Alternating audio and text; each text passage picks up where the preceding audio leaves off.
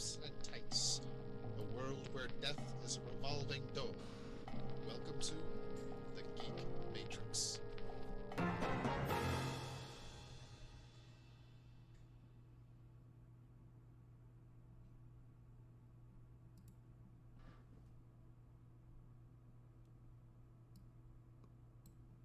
Rob?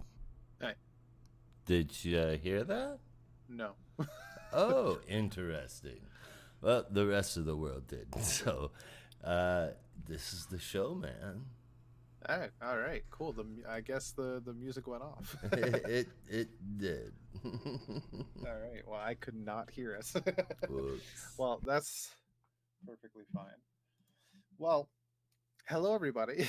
It is the DC Comics Review Show number 158. As you just heard me say prior during the intro music, this is the Geek Matrix, the world's greatest comic show about the world's greatest superheroes. And as I've already said, it's Rob here. Joining me, as always, is my wonderful co-host, Josh with the dad joke.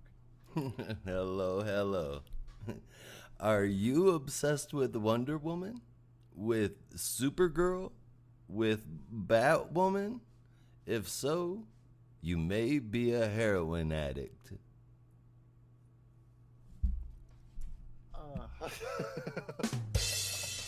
Okay, that was a good one. That was a good one. I'll give you that. Yes. And if we're talking Jessica Cruz, then yes, I'm a heroin addict. For sure, right? Yeah. Yeah. All right. So we are streaming. Yeah, that was not meant to be a Jim Carrey mask impression. Just kind of came out that way. We are streaming our podcast this week and every week going forward, if I'm not mistaken. We're getting into the streaming game. I see a lot of other podcasts have been doing that recently, and it's been a thing a lot of podcasts have been doing for years. It is. We figure why not get in the game as well. We're here. We're gonna have a lot of fun. Are these going up on YouTube after as well? We are live streaming to Twitch and YouTube as we speak. All right, and if I remember right, when you live stream on YouTube, it converts to a video after, so it should get posted to our account directly after the stream is done, or if I remember, within 24 hours or something like that. It's pretty close. We'll also be releasing the video podcasts on Spotify as well as the regular podcasts on Spotify and everywhere else. Right on. Yeah, so if any of you have wondered what we look like and you haven't seen one of our live streams before, here's our ugly mugs. Sorry. Yeah.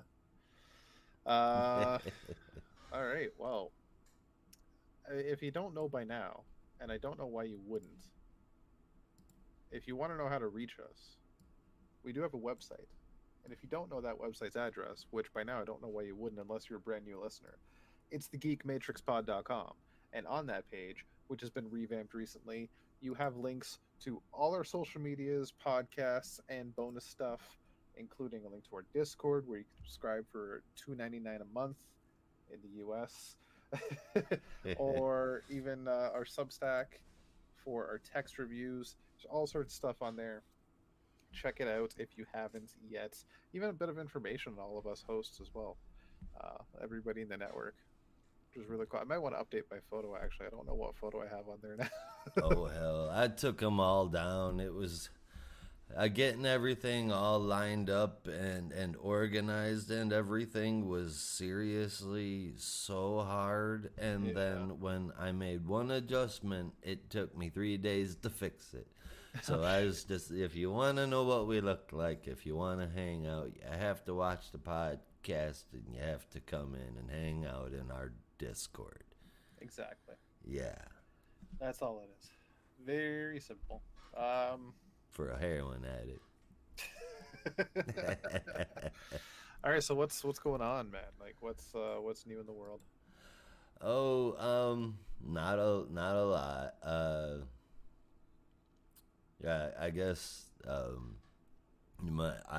talking a little slower. I had quite a event here little over a week ago when Rob and Brandon had to take over, but I'm back and gonna keep plugging along because if who else is gonna tell these comics that they're a piece of shit? Brandon and Rob are too nice. We like them. I love them. That's why I get mad when they let me down. What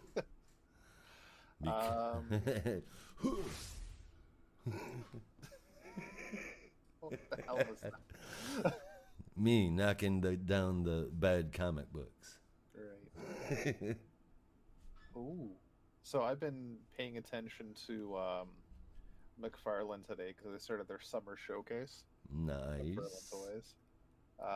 And they just posted another one 41 minutes ago. The Batman 66. I don't even know what this is. I think it's a spacesuit. Oh no. I don't know if you can see it there.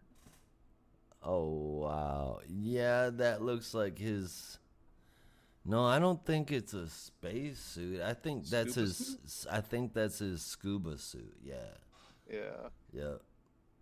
Yeah. I remember that episode. I don't think he went to space.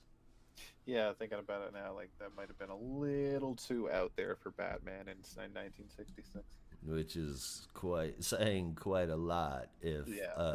if you've ever seen Batman 66. Yeah. I was gonna send you and Brandon a link. They posted all the videos of the releases that they showed at San Diego Comic-Con, Yeah. including a bunch of new ones for the superhero or superpowers line. The 5-inch figures. They're not superposable, but they're just cute little classic type action figures. Uh-huh. I've got a John Stewart one. It's actually quite nice. But they're doing. I'll send it to you. But they got some Batman figures coming out, including the worst Nightwing costume, the one that was after Disco Bat with the yellow collar, and as well as the best Tim Drake costume. Oh my goodness. Yeah.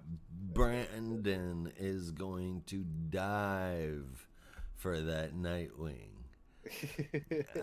He'll be going into his LCS swinging with elbows everywhere. Give me my Nightwing. That's awesome. I really need to take a look at and see this one. Yeah, I'll send it to Discord right now. Excellent. Yeah, and I think that's all that's been like really interesting this week. Right on. I've got my Alan Scott figure coming soon. It's in the mail. Sweet. On the way.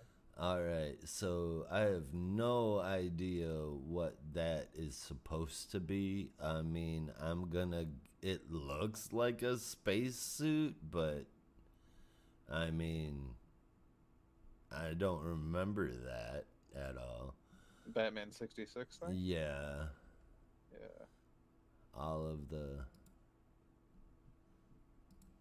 Oh, gosh.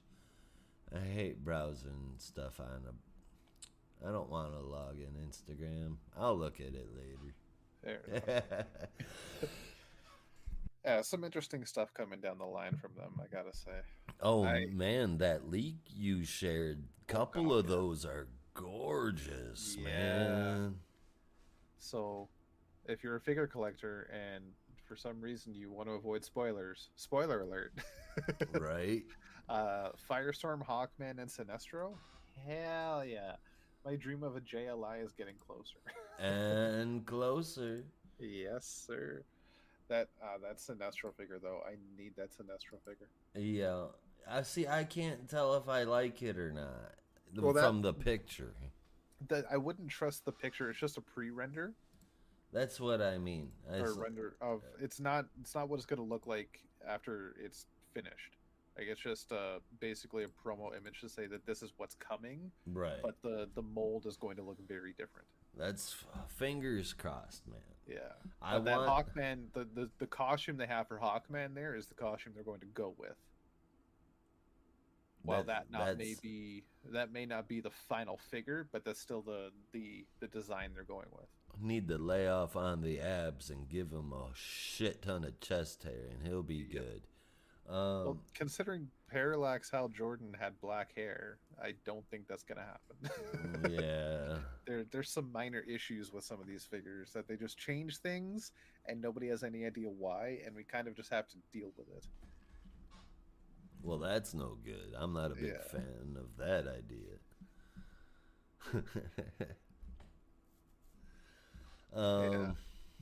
Yeah, not at all. But what one? Let's see. Yeah, Hawkman I think looks good. Firestorm and Sinestro I think probably will. I don't know.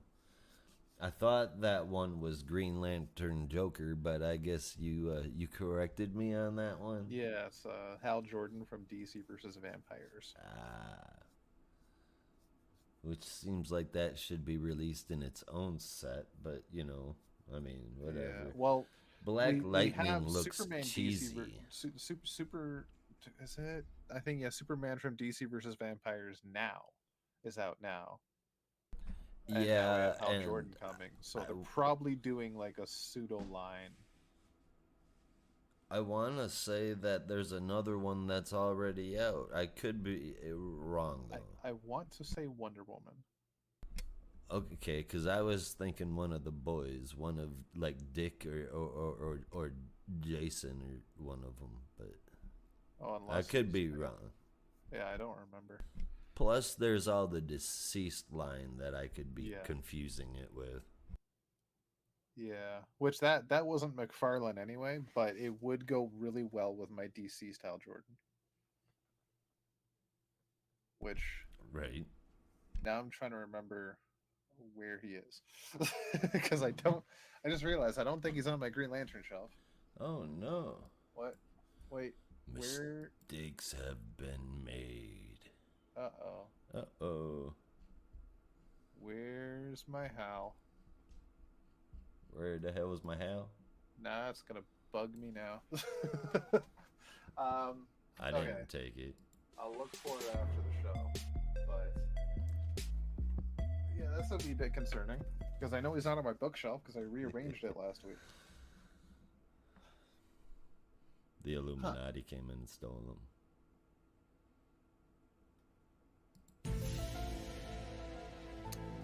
Huh. Okay, that's not good. Where did it go? Fuck. Okay. It's gonna really bug me because I love the texture on that figure.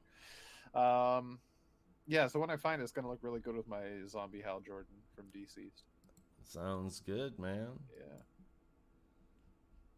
Sounds and good. I guess technically with my Black Lantern figures, technically, even though none of them are Hal Jordan, but you know. They probably look pretty good with my death metal figures too. I think so. I think my DCeased should go up against your death metal and see who wins. We need to bring back the guys who did the celebrity death matches. Oh, I can tell you right now who'd win. Death metal. If you remember, at the end of Death Metal, Batman was wearing a black ring. He controlled Black Lanterns. Dang, got me. Yeah. So right off the bat. Blackest Night would just lose. Yep. Yeah. Which is a shame, but it's going to happen. What are you going to do? Exactly. I know what we could do, though. What? Could get into some books.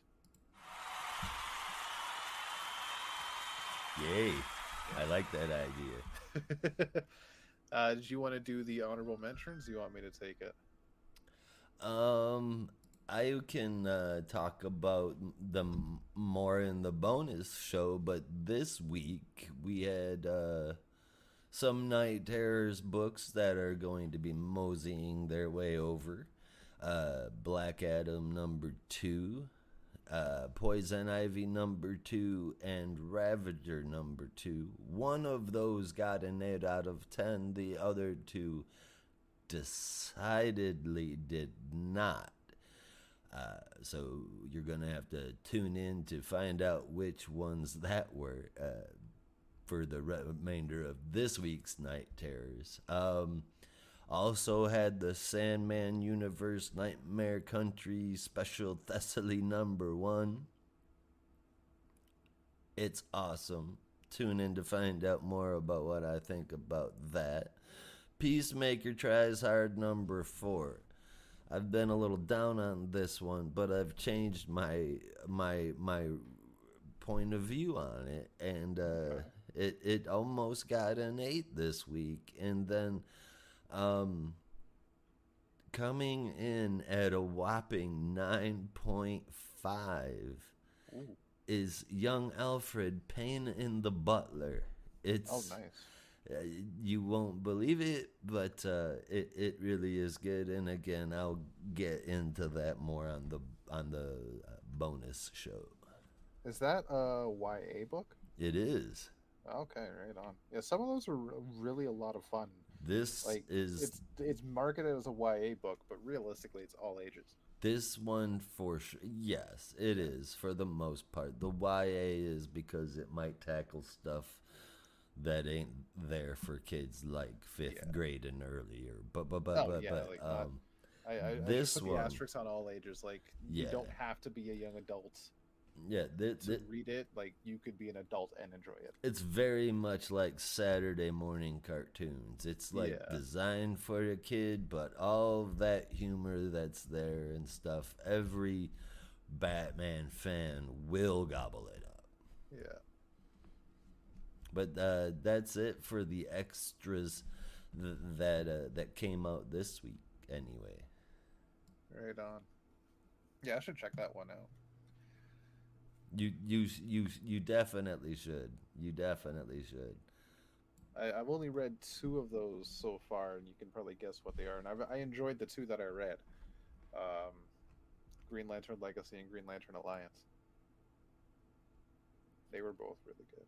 Oh, for the YA books? Yeah. Yeah. They are pretty good. Jessica Cruz's book was done really well. Oh, she had one? Yes. Oh, okay. I gotta check that out too. Yep. You should. That's another one that's really good, man. Perfect. All right. So we'll get into our main reviews now. Starting off with a brief intrude. I was going to say intrude. I was also going to say interlude, but it's not even an interlude. A brief respite, I guess, in Night Terrors with the Joker #2. Written by Matthew Rosenberg with art from Stefano Raffaele, colors from Romulo Fajardo Jr., and letters from Tom Napolitano. Very simply put, Joker is apparently secretly dressing up as the Batman when he's asleep. He's sleepwalking and putting on the Batman costume that is hanging up in his closet on the dead deceased corpse of Batman.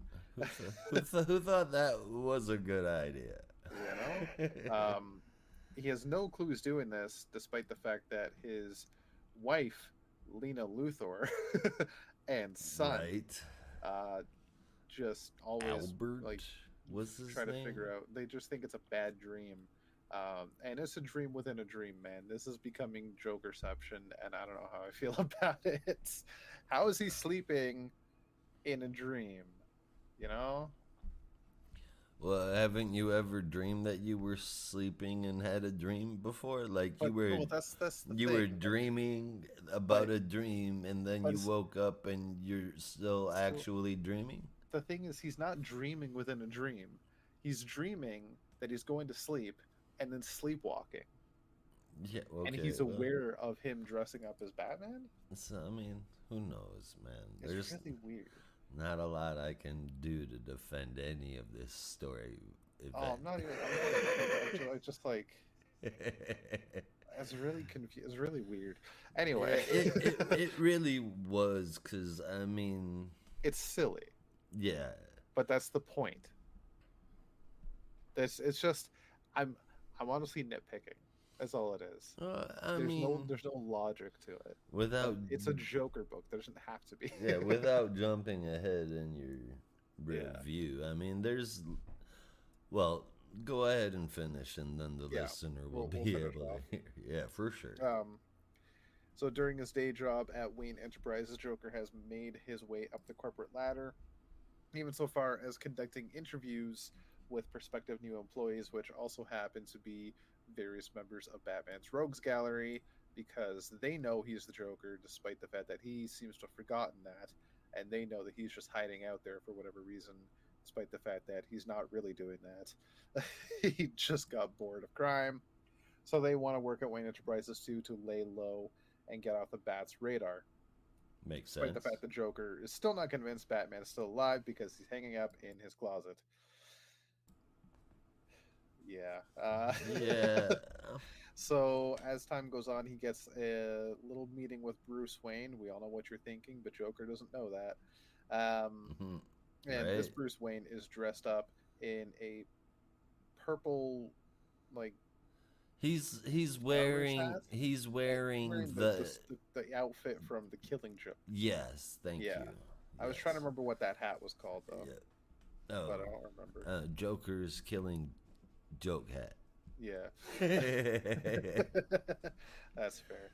And Bruce enough. is just being really friggin' weird, and asking about Batman and what Joker's up to and how he can't joke anymore, and just didn't really go anywhere with it, but it freaked Joker out. He gets home It's like and finds his son yeah, has discovered Batman's corpse. he's acting very Joker like Bruce is. Yeah. Like he invites Joker over for dinner. Says, "Is there any allergies you have?" He says, "Shellfish." The entire dinner is shellfish. Then it turns out that Bruce is also allergic to shellfish. It's I don't know, man. Joker's It's weird. worst nightmare is that he's got a day job and moonlights as a violent Batman, and then wakes up realizing he needs Batman. Yeah. I mean, we've heard that so many times before. It's something that I like. I don't see the need for it to be explained on the page, you know? And Yeah. it ended up feeling very boring, which is odd for Rosenberg. He wrote this, right? Yeah. Yeah. I still love the art, but I feel like the book kind of let me down. And That's fair. I thought that this would be one of the good ones. Did you think it was funny? Did it land for you? I thought it was funny, especially near the well, not funny near the end, but like near the end, it got a little more interesting. Uh-huh. Because the Joker then tries to host a trap for Batman, and then ends up getting tired and then becoming Batman, but his goons are attacking him, and his goons try to save him, and then he wakes up in the real world with Grundy and the ventriloquist and a few other people, and then he goes back to sleep. Yeah. Which is very anticlimactic, but that's what you're getting in a Dream World book. You're not going to have much of a climax. Yeah. That's not an excuse. Well, I wasn't expecting a climax because it was never really a problem to begin with. Right. This was just the Joker having a dream. Yeah. There was no larger story behind it, which No, this one, like this two-issue part, this two-issue self-contained. series, I out of okay, comparing it to all the other Night Terrors tie-ins, Yeah. it's at least in the top 10 for me. Yep. Um, For sure. Well, I mean, I have that's to look at all of them again to like see where it ranks, but I did enjoy it. there's Because of the humor. there's not enough of them to put them together in the top 10. Like maybe a top 5 and then the rest blow. Well, if I'm ranking Top all 3. 22, I'm going to rank them Jesus. all 22, right? Are there really 22? Is that the actual number? Yeah. Somebody stop them. Well, at least we're on the second half now. We've reached the second issues. It's Some I of them are can't done. handle it. Trust me, I was feeling the fatigue last week. It was just it's too much of the same story all at once, and it's so hard to just care that much about a story that will have very little impact. Very little to no impact whatsoever, and we're already seeing proof of that in the books themselves, man. Yeah. I hate to be a dick to one of my typically more famous or favored creators, with Rosenberg taking the weird and crazy and making it wonderful, and I had to give him a 6.75. This let me down. Well then. Like I was saying, I still enjoyed it. I gave this an 8.5 because I got sucked into the dark humor of it all. I Very think macabre that at just times. went over my head, missing out on the macabre humor. Yeah. I didn't.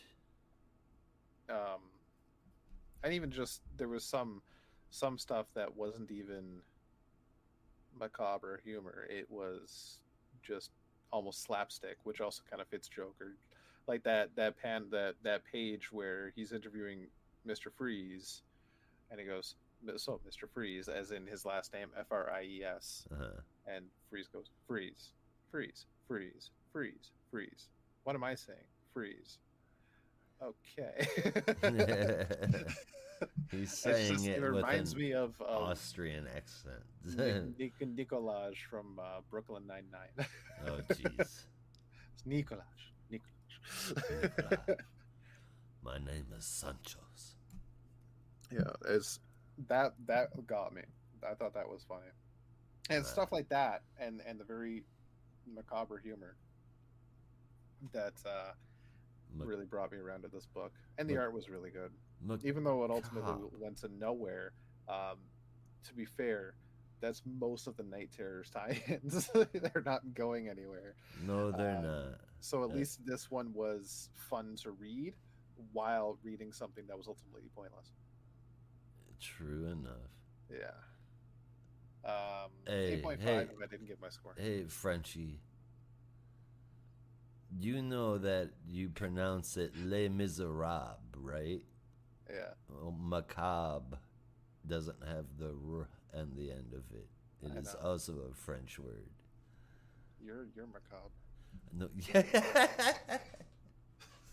I didn't see it coming. Call me Frenchy, just like my grandfather's from Quebec. I got good fishing in Quebec. Yeah. Hey, they got good poutine. Oh, poutines? No, poutine. No, poutines. You're saying it wrong. I'm saying it the French way, Mr. Frenchy. That's the wrong way. It's French. Poutine. That's only useful in France and Quebec. Yeah, that's where poutine is from. It's from Quebec. I don't care. I'm gonna put that on Montreal. Which is in Quebec, in Quebec. but the rest of Quebec doesn't count. Montreal is just, kind of douchey, because sometimes if you go places and you can't read French, they get you a little bit of a side snub. But I like Montreal. Just the rest of it, I've seen too much Letterkenny. So the thing about that is, and I'm only speaking as somebody that is loosely associated to Quebec. I haven't really spent any time in the province. Montreal definitely has that beef with the rest of the country, with the English speakers, but more so, Montreal hates Toronto and Torontonians. There's just a huge beef between the two cities. Montreal hates Toronto just for being Toronto, and Toronto hates Montreal because of the Canadiens versus the Maple Leafs. That's the big deal. But the rest of Quebec still has an issue with French or with English speakers. I was have to say Ontario is a little Montreal, more, mind you, but they do. Ontario Like if you go to Quebec is City, you're going to get the same kind of ignorance. Oh yeah, Yeah. for sure. I feel like Ontario is the most Americanized of the provinces, and that is bound to rub lots of people the wrong way. That rubs me the wrong way. Because what part of America are you talking about? Just the in general. Jeez. The in general, like Okay, so if you're going to find Ontario is massive. if you're going to find an angry Canadian, you got better luck doing it on Ontario than any other province.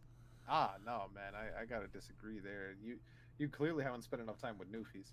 Oh yeah. Oh, If I mean, anybody's angry, yeah. For when they're some not reason, talking about the homeland, yeah. for some reason with Newfoundland,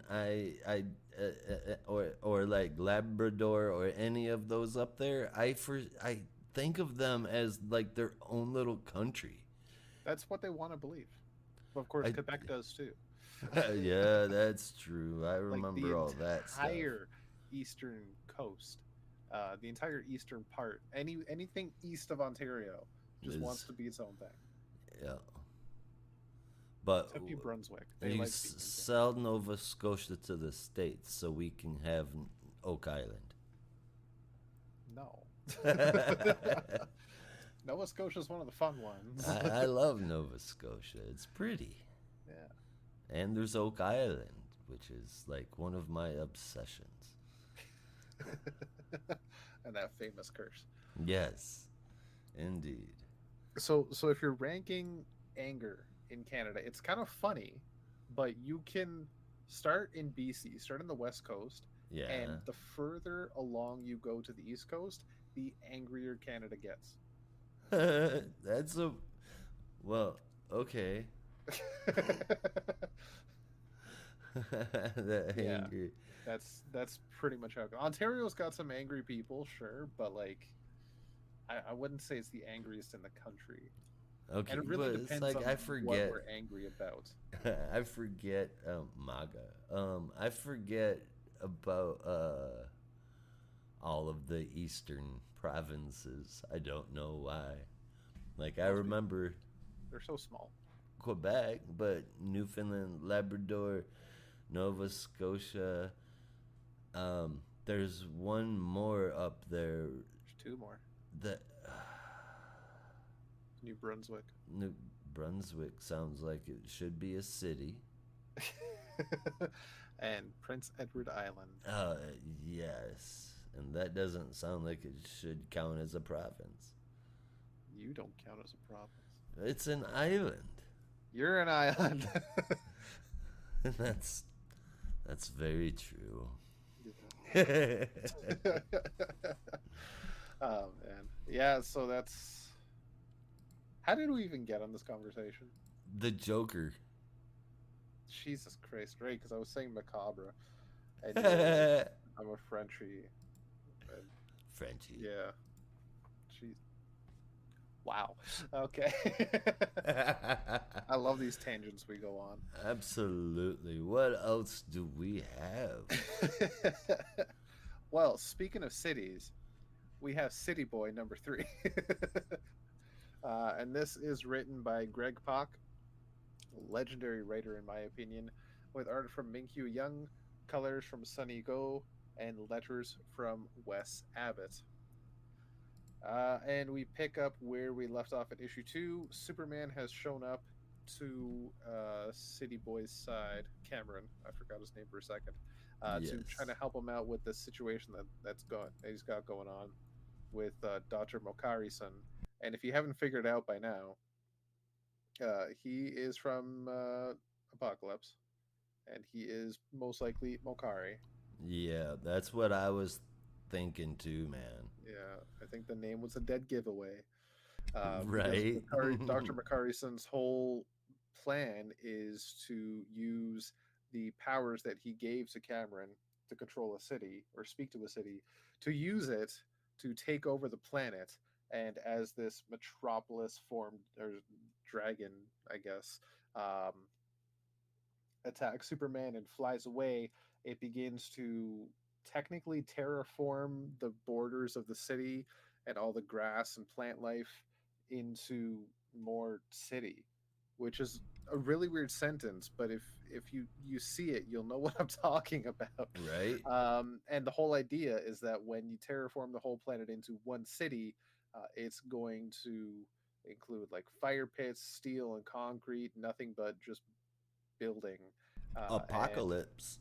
War basically world. apocalypse. As soon as Superman heard the term fire pits, he figured it out, that Mokari-sun and Apocalypse have a lot to do with each other.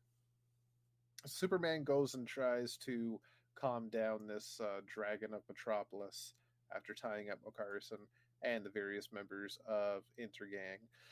But the dragon is just too powerful for Superman, even, and won't listen to him. He doesn't want to hurt it because he loves the city, but the dragon won't listen to him. I guess he needs more badges to train it. Um, yeah.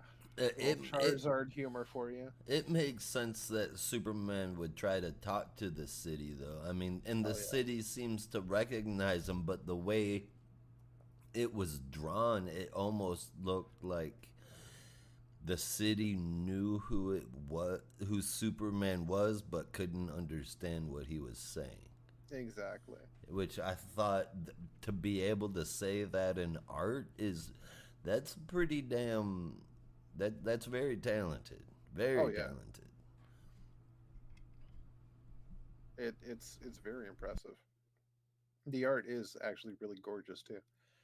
Um, so after Superman fails, he flies off to grab Cameron and brings him to the dragon to talk the dragon down. Cameron doesn't think he can do it, but the dragon listens to him anyway as Cameron begins to have visions of the day his mother left him behind, and the dragon starts to basically not fall for Cameron, but like trust Cameron a little bit and takes him up for a ride, very never-ending story style, following a vision of the cab that Cameron's mother drove off in, leaving Metropolis, but the dragon cannot go any further, and the cab drives off out of sight.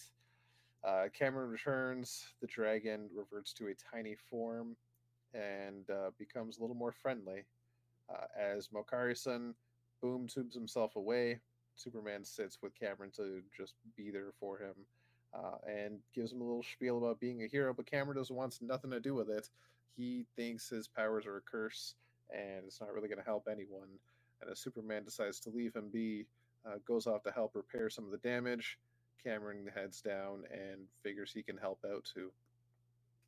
But as he helps out a little bit, he instead leaves the dragon with his little friend who Fujimoto, and heads off towards the next city, following the vision of the cab his mother drove off in. Next up, Bloodhaven, which interesting. I do find it very interesting, and I'll see where it goes. I'm not completely sold on this yet. I'll be honest with you, but it is a good story so far. Just the character and the plot, I need to see a bit more before I can really get into it and enjoy it. The way that they're weaving the city together with Cameron is pretty cool. I mean, he doesn't just hear it and talk to it, but like when he connects it with it like he's a part of it. Yeah.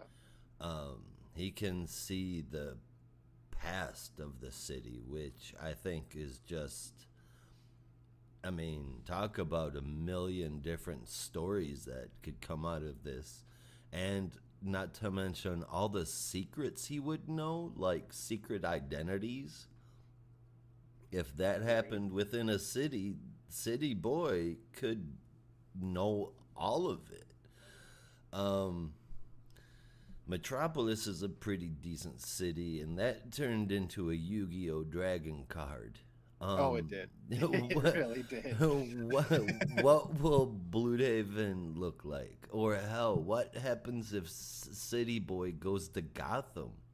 Those are terrifying ideas. So I imagine Gotham would be either a golem or a gargoyle. Oh, definitely a Bloodhaven, giant gargoyle. yeah. Yes. Bloodhaven, I want to, like, Like everything in my being says Godzilla pirate, says. but that doesn't make sense. Maybe like a kraken. Maybe Yeah. that would have to be. I mean, it's. I don't think it's on enough water to go to a kraken.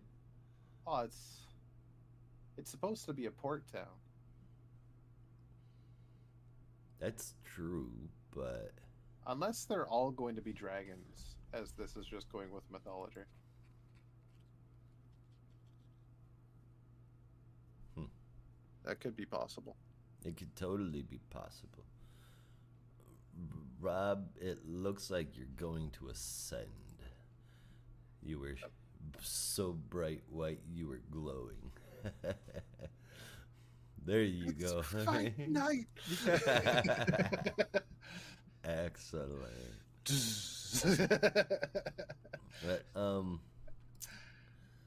also, I think that the idea that City Boy is on the move is good because we've got enough heroes in Metropolis. That was my complaint about Hawk Girl showing up with Galaxy in Metropolis as well. There's more than enough characters there already. You can go, you know, live your own life in a different city. There's plenty of them out there.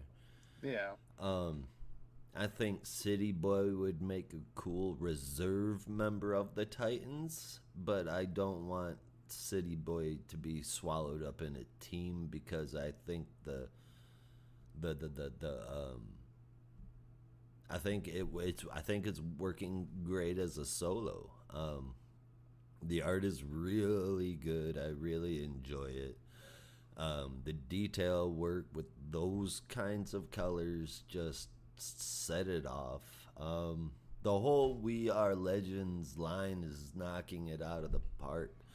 I want to say it's all the fault of Monkey King, and I am so thankful for that. So I was gonna pitch something to you just now. Shoot, before I forget, Oh yeah. let me give it an 8 out of 10. If I didn't, also an 8 out of 10 from me. Uh, Now, tentative title, but Teen Titans International. All right. Oh, You have City Boy. You mm-hmm. have Monkey Prince. You have Okay, Bunker. You okay. have Mazi Menos, Mm? and you have Mazi Menos, yeah, Minos. the twins that could run super fast. Oh, yes, Minos. Yeah, Okay, yes, I have it. and oh my god, what was the Sideways? Sideways would be great. I'm Right okay with you putting him on any team. now, I know that's a very like gender specific team so far. I do want to include some female members, but like that's just right off the bat. Those are characters I want to see more of. So that's just why I picked those right now. Right, Um, Miss Martian Miss Martian is a very good one. Yeah, I would needs love to to see be in more there. Megan Mars. Yep, that would be great. Black Alice will need a home when she comes back from the spirit world. Eventually, and she has the connection with Monkey Prince as it is. Yep, Was it Monkey Prince or was it Sideways? Monkey Prince. Monkey Prince, yeah. Oh, It was in Red Batman Canary versus and Red Robin. Arrow. There you go. Yeah, done, Done. done. International. Internet. I like it. Let's Teen Titans roll. International. Do you hear it, DC? Since you definitely never take unsolicited ideas, roll with it. Yep. All right. So now we get into our last book for the show. before we take a break and then go record our bonus subscriber only show on our Discord. This is Justice Society of America number 5, part of the new Golden Age from Jeff Johns, among others. And as I said, this is written by Jeff Johns with art from Mikhail Yanin and Jerry Ordway, colors from Jordi Belair and John Caleese, and letters from Rob Lee. Picking up where we left off in issue 4 some many months ago. This book's been delayed a lot, but what can you do? I think timeline wise it's starting to make a little sense, Net. When we get to the end, you start to see why. Yeah, it's like if I'm sitting there reading it going, wow, it feels like it's been months since I read this. Yeah. Well, it has. Well, it has. A Jeff Johns book. It's a curse. Even if it's not his fault, it's a curse that's going to follow him. And that makes me so sad. You'll see. You'll see what I thought of this book when it's all said and done. All right. I'm scared, but we will find out. So Huntress has met up with her father from the past, Batman, and they just have, in true Bat fashion, have a staring contest and have conversations through text boxes saying that, oh, we said this and this and this, but then they don't actually say anything until she goes and gives him a hug with an "I missed you so much, Dad." And Batman's like, you shouldn't have told me all of this. But before they can get too deep into Bruce scolding his daughter for the very first time, according to him, the Justice Society, current Justice Society, show up with Madame Xanadu and Detective Chimp and the famed snow globe housing the Flashpoint universe to basically put a stop to what's going on with Perdegaton. And almost on cue, Perdegaton shows up and invites various copies of himself as well. Meanwhile, in his old laboratory from World War II, Stargirl and Jakeem Thunder are investigating, trying to find something that belonged to him, but then they come across a kid version of Perdegaton, who has been sent to kill them both, and it is as nasty as you think it is. This kid can fight. So can all the adult Perdegatons that are attacking the Justice Society. Madame Xanadu has a brief vision of the future where Degaton wins and just takes over the whole planet, but Dr. Fate intervenes as his fate is not visible to Degaton. Using the power of the snow globe and time itself, invites various versions of the Justice Society into the present, from the past, the future, and otherwise even further into the future, all to fight Perdegaton and his copied army. And you see all sorts of people, including ones you won't even recognize because they're that far into the future. But it looks really friggin' cool. So cool. And then three generations of Dr. Fate all fire a blast at Perdegaton one more time and imprison him in the snow globe, where you see Thomas Wayne Batman, Martha Wayne Joker, and the brand new Robin. Whoa. Harvey Dent's kid, whose name escapes me because it's been a while since Flashpoint. Oh man, what is that kid's name? Is it Garfield? Grover? Oz? I think it's something with an O. I don't know. Or a D. But basically, he's Robin, and they're one big psychopathic family. Woo and shit, man. Yeah. And then the Perdegaton copies disappear, as well as various members of the Justice Society from different times, including the one that Huntress is from. But Huntress does not disappear with them, which is very curious, and is then discovered that the future Huntress came from is now gone thanks to her actions, and that is why the members of her Justice Society disappeared. Her Power Girl recognized her with a Helena, but it's too late now. She's gone. Why Huntress is still there, nobody knows, but she intends to find out. And then looking again in the present roundtable meeting of the current Justice Society, is trying to figure out that same question. what does this mean for the Huntress. But before they can get into that, Jay Garrick hears the word "dad" and turns around to find Stargirl, the Hour Man of the future, and his daughter of the past, Judy Garrick. And the trio are now showing up fresh off the heels of Stargirl, The Lost Children, and Jay Garrick's life will never be the same. Never So- ever. I'm fucking excited for issue 6. How could you not be? Yeah, it's been a fun series so far. As much as Jeff Johns pretty much has a stranglehold on Justice Society and has for the last 20 years, Right? I'm not mad about that. Like he writes good Not Justice here. Society. Like, it's good stuff to read. And this is it's just no different. Like it's interesting, it's exciting. He gets the characters, he treats them with respect, and I just can't wait to see where he's going to go with this whole bringing people from the past thing. Is, oh my god, I can't wait. And Our Man is going to be on the team again. I'm stoked. The art's fantastic, the story's really interesting. 8.75 out of 10. I'm getting so worked up, I'm almost ready to bump it up to a 9. I mean, me sitting there and I'm reading this series and I'm thinking, Degaton, that's what you went with? All right. I mean, okay, a man out of time. That's all right. I can take that. But I wasn't thrilled. They took Degaton and upped the ante like crazy.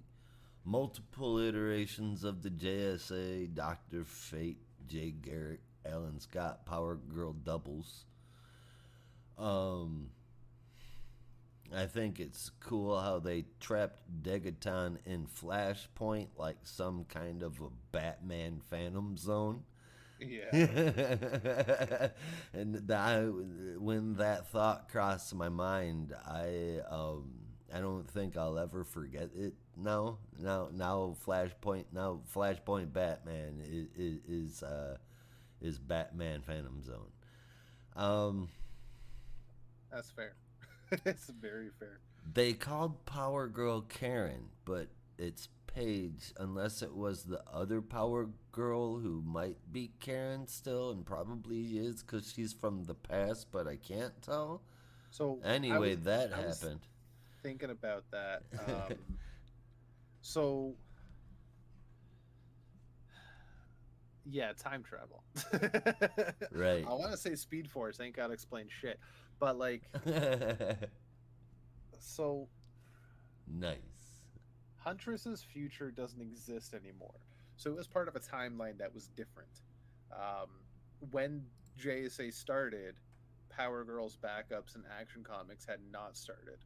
So she was still going by Karen up until a couple of stories in when she became Paige. And that happened after Justice Society started. And like behind the scenes wise, Jeff Johns maybe didn't get the memo at the time. So by the time he finished this script, he could have finished it months ago, long before that issue of Action Comics came out. So he didn't know Fair that Power enough. Girl was going to go by the name Paige. But that's behind the scenes. In universe, I'll say timeline wise, in It her could still timeline, work. Power Girl was still going by Karen. Yep. But now that her future timeline has been erased and Power Girl is now going by Paige, that's a new timeline where it's all different because her future's gone and now it can be remolded into something new, which is Karen going by Paige. Right. And now there's somebody's past that is going through the exact same thing because Jay Garrick be like, I don't owe child support, right? Because all of a sudden he's got a kid that he's never had in any continuity as far as I am aware of. Oh, he has not, but he did It's- vaguely remember her. Super cool. besides the fact that the art in the JSA book looks like what should be the standard in modern traditional comic book art, as far as I'm concerned, when I talk to you guys about comic book art, this is what I am talking about. And damn, does it look good. Lines, inks, shadows, colors, everything looks spot on in every panel.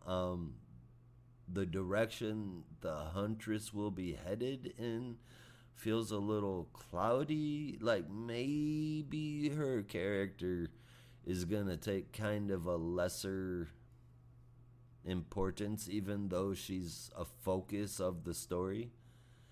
Yeah. Which makes me feel a little shaky on it, but that's not the case here.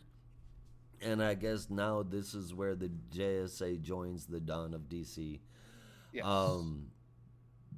Jesus, sweet titty Christ, this is just awesome. I can't say enough good things about the run, and it's only gotten better. Stargirl had me a little worried. JSA, not at all. JSA number 5 is stellar, 9 out of 10. Right on. And you've convinced me. I might just join you 9 out of 10 as well. Yeah, Up man. that quarter point up. Why not? Oh, there's so much that's going to be going on. We can't introduce Judy without acknowledging the other children. What in good green earth has gone on with our man? We still have all of the Huntress shit to explore. It's there's a lot. Hopefully seeing more of the future Justice Society would be really cool. That would be. Visiting that new character in the next Dr. Fate and whatnot, that'd be awesome. But man, yeah, I like it. I'm trying to, apparently, but I said I couldn't say enough good things about it. I'm just gonna leave it at that. And it's weird. We only had 3 books this week. Yeah. So I guess it's not a top 3. It's more like put them in order. We've been putting top 3 of like everything, and then if you just want to hear about anything that we didn't review, check out the bonus show. Oh, that's true. Yeah. But well, I guess with that, I'll just start off the top 3, huh? Yeah. All right. Well, number 3 got an 8 out of 10. It was City Boy number 3. Continues to be impressive when I was adamantly opposed to the idea of a Jack Hawksmoor knockoff, and this is anything but that. Number 2, 9 out of 10 is a JSA number 5. It's stellar, man. It's Jeff Johns, and it is. Forget everything that he's been attached to for the last 7 years. All of it. This is peak Jeff Johns. It's him at his very best. And then number 1, an author that I never would have said, hey, I want you to write a Superman comic. Michael Dorn, Steelworks number 3. You'll have to listen to the bonus podcast to figure this one out, or at least find out what I think so. But that got a 9.5 out of 10 from this guy, and that is rare. Oh, I can't wait to get into Steelworks because you're going to be surprised. Oh boy. As far as a favorite moment, it feels like a cheap answer, but that double page splash of the whole JSA was just so damn pretty. It was done so well that I just sat there and looked at it for a while. And while it's not one of those prints where I'd go out hunting for it, I sure as shit wouldn't wait to put it up on the wall if somebody bought it for me. You know what I mean? Yeah. All right, my top three quickly is Night Terror's Joker, number 3. Quite honestly, really enjoyed the humor in that one, and it just did enough for me to get a high enough score. Number 2, I had JSA. Just talked about it. Gorgeous book. Number 1 is not Steelworks. It's surprisingly, even for me, Night Terror's Batman, and you'll find out why later on. But there's some stuff there that really put it over for me, and it has nothing to do with Night Terrors. So, but you'll find out in our bonus show when you subscribe to our Discord. Yeah, and surprised even me. You sound confused and excited as well of my number 1. Yes, I want to know what the hell, why you say I'm surprised about Steelworks, and why in the hell you would pick Night Terror's Batman. Hell, I would pay $2.99 just to find out. Oh, speaking of which, everybody, this is the wrap up. It is the end of the show. $2.99 will get you access to that bonus show. Go to the website, thegeekmatrixpod.com. It'll take you everywhere you need to go. Discord to sign up, Twitter, Instagram, YouTube, and Twitch. It's everywhere. You can read our comic book text reviews on there, and we are once again expanding our indie corner to be an indie block as soon as possible. So keep your eyes peeled for that. Those are free as always, and you will be able to get it right there on our website.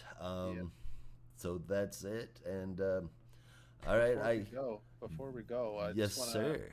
give a shout out to people in the chat. How's it going? We have a few viewers right now. 01 Ella, A_OK, and Kata, if I pronounce all those right. How's it going? Thanks for joining us.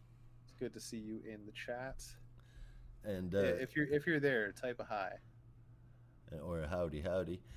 In either case, we will be coming back every Thursday night at 5 o'clock to do just this. You can catch us on YouTube. You can catch us on Twitch. The video podcasts and audio podcasts will be available the next day, along with the bonus episode that is only available on our Discord server. That's it. That's the show. Once again, thank you, listeners, for hanging around and checking out this stream. We are getting out of here, so that means you are going to have to as well. So be careful out there, and remember, in the Geek Matrix, you are not alone.